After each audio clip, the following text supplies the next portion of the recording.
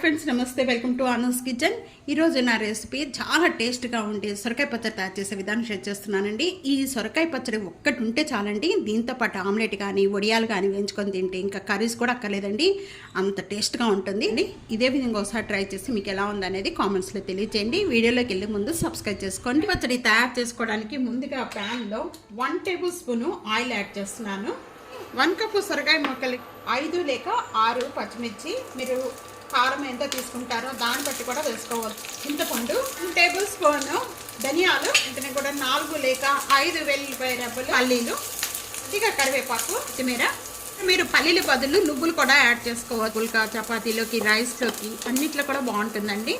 ఇదే విధంగా తప్పకుండా ట్రై చేయండి, చాలా అంటే చాలా టేస్ట్గా ఉంటుంది. వేగిపోయాయండి. వేగిపోయిన వెంటనే కూడా ఇవన్నీ కూడా ఒక బౌల్లోకి యాడ్ చేసేస్తున్నాను. 1 టేబుల్ స్పూన్ ఆయిల్ యాడ్ చేపలన్నీ కూడా వేయించేసుకుందాం. సిమ్లో పెట్టేసేసుకొని మూత పెట్టేసుకుందాం ఒక 5 మినిట్స్. ఈసారిలో ఇప్పుడు మనం ముందుగా ఇవన్నీ కూడా ఫ్రై చేసుకున్నామండి. ఈ ఫ్రై చేసుకుని ఇవన్నీ కూడా ముందుగా ఇవన్నీ యాడ్ చేసేసుకొని బాగా మెత్తగా చేసుకోవాలి. కొంచెం సాల్ట్ యాడ్ చేస్తున్నాను. 1/2 టేబుల్ స్పూను జీరా కూడా వీటితో పాటు యాడ్ చేసేసుకొని ఇవన్నీ కూడా ఒకసారి మెత్తగా చేసుకోవాలి. దీంట్లో వాటర్ కానీ ఏం కూడా యాడ్ చేయొద్దు. చల్లారిన తర్వాత మిక్సీ జార్లో వేసుకోవాలండి. ఈ విధంగా మెత్తగా చేసుకోవాలి. ముక్కలన్నీ కూడా బాగా చల్లారిపోయినాయండి. చల్లారిపోయిన తర్వాత ఇప్పుడు మనం యాడ్ చేసేసుకుందాం. 3 టేబుల్ స్పూన్ ఈ విధంగా సొరకాయ ముక్కలన్నీ కూడా సైడ్ పెట్టేస్తున్నానండి. పచ్చడి మెత్తగా చేసుకున్నాక ఈ సొరకాయ ముక్కలు దీంట్లో యాడ్ చేసుకోవటానికి ఇక్కడ ఈ విధంగా మెత్తగా పట్టుకోవాలి. ఈ పట్టుకున్న దాంట్లోనే ముందుగా మనం మిగిల్చిన ఈ సొరకాయ ముక్కలన్నీ కూడా దీంట్లో యాడ్ చేసేస్తున్నాను. ఇప్పుడు ఇవంతా కూడా కలుపుకోండి.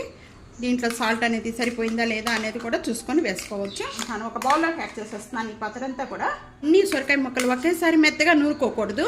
కొద్దిగా ముక్కలు వదిలేసేసుకొని తర్వాత కలుపుకుంటాం వల్ల చాలా టేస్ట్గా ఉంటుంది పచ్చడి. ఈ విధంగా తప్పకుండా ట్రై చేయండి. పచ్చడి తాలింపు పెట్టుకోవడానికి నేను ఇక్కడ 1 టేబుల్ స్పూన్ ఆయిల్ యాడ్ చేస్తున్నానండి. మనం పచ్చడి ఎంత తీసుకున్నామో దాన్ని బట్టి ఆయిల్ యాడ్ చేసుకోండి. ఆయిల్ బాగా కాగిపోయిన వెంటనే ఒక 4 వెల్లుల్లిపాయ రెబ్బలు కొద్దిగా కచ్చిపిచ్చి నూరుకొని వేస్తున్నాను. అలాగే ఒక ఎండుమిర్చి, ఒక 1/4 టేబుల్ స్పూన్ జీరా, 1/4 టేబుల్ స్పూన్ ఆవాలు, 1/4 టేబుల్ స్పూన్ మినపప్పు, 1/4 టేబుల్ స్పూన్ శనగపప్పు అండి.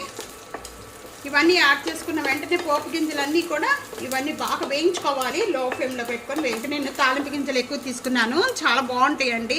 తాలింపు మధ్యలో తగులుతూ ఉంటే చాలా బాగుంటుంది, టేస్ట్గా ఉంటుంది. పచ్చడి 2 రకాలుగా చేసుకోవచ్చు. ఒకటి పచ్చిమిర్చితో చేసుకోవచ్చు, ఎండుమిర్చితో కూడా చేసుకోవచ్చు అండి. చాలా అంటే చాలా టేస్ట్గా ఉంటుంది. ఇంగువ, ఇంకా స్టవ్ బంద్ చేసేసుకుందాం. కొద్దిగా కరివేపాకు, కొత్తిమీర ఈ 2 యాడ్ చేసేసుకుందాం.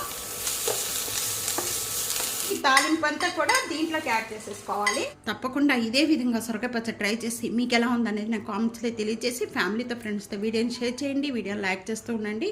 సబ్స్క్రైబ్ చేసుకోండి. ప్రక్కనే ఉన్న బెల్ ఐకాన్ ప్రెస్ చేయండి. Thank you for watching.